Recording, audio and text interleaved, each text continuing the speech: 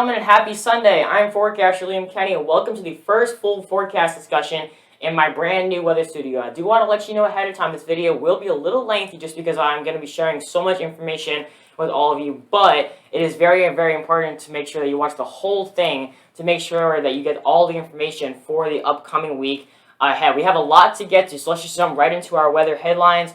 As some of you might have seen, we will be having a pretty unsettled week when forecasting the weather, considering several different systems will be making their way across the country this week, and that will bring us at least a 20 to 40% chance of rain every single day this week. Most of you know that over the last several nights, several different severe weather outbreaks have been happening across portions of the central and southern plains, and unfortunately that risk is not going away. As you were heading into your day tomorrow and Tuesday, another severe weather outbreak is on the horizon for some of the exact same areas, which is not what we want to see at all, especially for this time of year. And keep that Zyrtec on hand. Pollen numbers, continue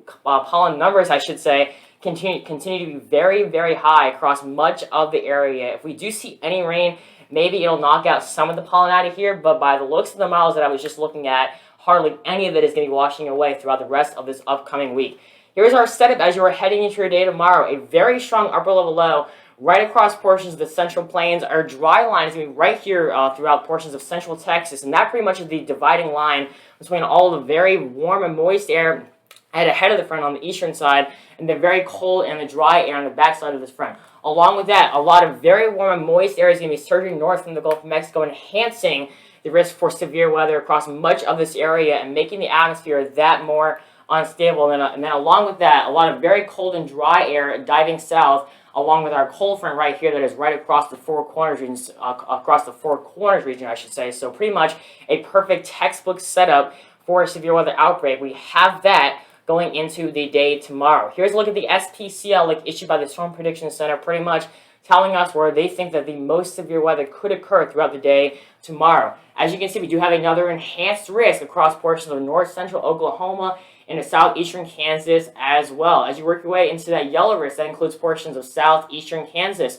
southwestern Missouri, north central Texas, and also pretty much the whole entire state of Oklahoma as well. Now, what exactly does that slight and enhanced risk mean when talking about severe weather? That means we have the possibility for scattered to numerous strong to severe storms possible.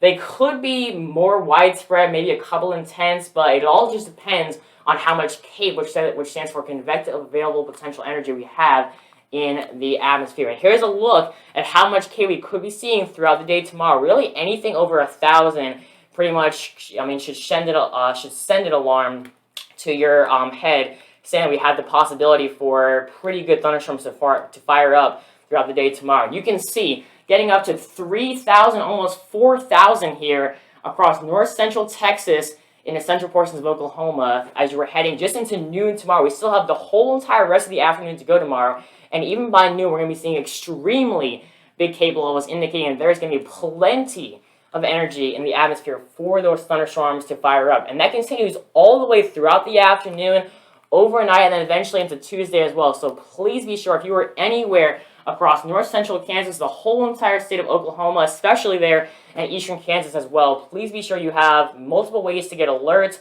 watches, warnings, advisories, whatever, if and when they are issued by the National Weather Service, which honestly I will be surprised if we do not see at least one issued throughout the day tomorrow. Here's a look at the future radar, or what it could look like as you were heading throughout your day tomorrow. Once again, just multiple lines of very strong to severe storms firing up across portions of northern Texas into Oklahoma as well. And then eventually we have a secondary squall line forming right here.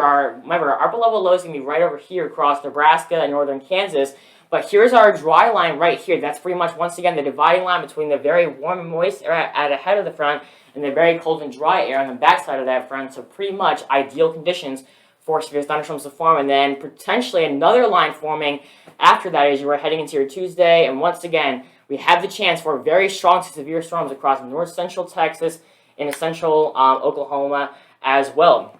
And unfortunately, after all of that, Mother Nature is not done just yet. As you were heading into your day on Tuesday, the threat continues a little bit more eastward now into portions of the Kentucky River Valley and into the Ohio Valley as well. We don't really necessarily have a dry line associated with this frontal boundary on Tuesday, but we still have a very cold front. You can clearly see where there is some dry line forming here. Once again, all the very warm and moist are at the head of the front, cold and dry area coming in on the back side of the front as well. And in case you're wondering, we do have another slight risk for severe weather as you were heading into your day on Tuesday. This one is going to be in portions of western Kentucky, southern Indiana, and eastern Illinois as well. And then once again, that slight risk means we could see some scattered severe storms possible, short-lived, not widespread, and possibly some isolated intense storms possible within all of that as well. Taking a look at your hour-by-hour forecast for your Monday. Along the coastline, temperatures starting off in the low to mid-60s as you were heading out the door, warming up to the mid to high 70s as you were heading home from work, and then eventually dropping back down to the low 70s as you were heading to bed. Across the PD and also on the border belt, starting off in the mid-60s as you were heading out the door, warming up to the mid to high 60s as you were heading home from work, and then eventually dropping back down to the mid-70s as you were heading to bed. As I mentioned earlier, throughout all this week, we had the chance for scattered showers and thunderstorms. So here's a look at your future radar starting off at 11 a.m. in the morning on your Tuesday. Still seeing that chance for scattered showers really throughout the whole entire state throughout the day on Tuesday. But the good thing is that I don't really see the best chance for squall lines forming, and that is a very good thing. We don't want to see any squall lines because that could mean we have the potential for severe weather. And once again, given the fact we don't see any of that, that is a very good thing. As you were heading overnight on Wednesday and into your morning on Wednesday, another dry line does come through, and that will bring us our next shot of rain throughout your day on Wednesday. Eventually, as you were heading into the afternoon, really not much at all to tend with, but then eventually possibly a better shot as you were heading into the late afternoon, and eventually into your evening as well, especially across much of Horry and Georgetown County, and then also right into the eastern portions of North Carolina as well. And then eventually overnight into your day on Thursday, not much to contend with overnight, but still we had that chance as you were heading into your Thursday afternoon as well.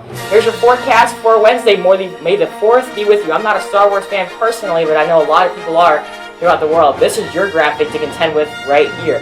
As you were heading out the door, starting off in the high 60s right along the immediate coast, warming up close to 80 for your lunch hour, and then eventually dropping back down into the low 70s as you were heading to bed. Across the PD and also on the border belt, starting off there in the mid to high 60s as you were heading out the door, warming up close to 90 as you were heading home, and then eventually dropping back down to the mid 70s as you were heading to bed. For all of you who are celebrating Cinco de Mayo, here is your forecast, starting off along the Grand Strand in the mid to high 60s as you were heading out the door, warming up once again to the high 70s right towards noon hour, right towards your lunch hour, I should say, and then eventually as you were heading home. And then finally, as you were heading to bed, temperatures going back down to the low 70s as you were heading to bed. Across the PD and also on the border belt, starting off in the mid-60s as you were heading out the door, warming once again up to the high 80s as you were heading home, and then finally dropping back down into the mid-70s as you were heading to bed. Here's a look at your pollen forecast. Once again, keep that Zyrtec and allergy medicine on hand, considering pollen numbers continue to stay in the medium-high category all throughout the week, eventually making it up to pretty much just the plain high category as you are heading to Thursday. Your top allergens I should say, are birch, hickory, and walnut as well. Here's your high temperature forecast right along the Grand Strand, staying all in the low 80s throughout the whole entire week, especially with all that humidity out there. It is going to feel very, very, very uncomfortable. Try and stay in the shade as long as you can, especially throughout the middle and later parts of this week. As far as your forecast inland goes, pretty much all high 80s to low 90s all throughout the week. Maybe a very small drop as you're heading into Friday, but other than that, no chance of any temperature drop. And considering how high the humidity is going to be, I wouldn't be surprised if heat indexes across much of our inland counties reach the triple digits. So please be sure you are staying hydrated. And also, please be sure that if you are taking your kids or your grandkids out to the store with you, do not leave them in the car. Take them inside with you. Do not leave them in that hot car to prevent pretty much deadly injuries or just death in general, which is a very dangerous thing. We do not want to see any of that happen this year. I've heard so many times of parents leaving their children in the car during hot days like this, and then unfortunately they do turn fatal. So please be sure if you are taking your grandkids or just your kids in general shopping with you, do not leave them in the car with these types of temperatures. Here's your 10-day forecast right along the immediate coast. Once again, keeping that chance of scattered showers and thunderstorms all throughout the week. We may get a little break there for Cinco de Mayo, but other than that, we do keep those rain chances pretty heavy. Thankfully, if we do see any storms, they shouldn't turn severe. Temperatures staying in the mid-80s for your afternoon highs, dropping back down into the mid-60s for your overnight lows. Across the PD and also on the Border Belt, once again, staying in the upper 80s to low 90s all throughout your week. Maybe a small break there for your weekend, but then eventually we're back in the mid to high 80s for your week next week. We keep that chance of scattered showers and thunderstorms pretty much every single day except for Monday and Cinco de Mayo. Thankfully, we shouldn't see any severe weather if we do see any storms at all. Keep it here at Liam's Weather for all the latest information.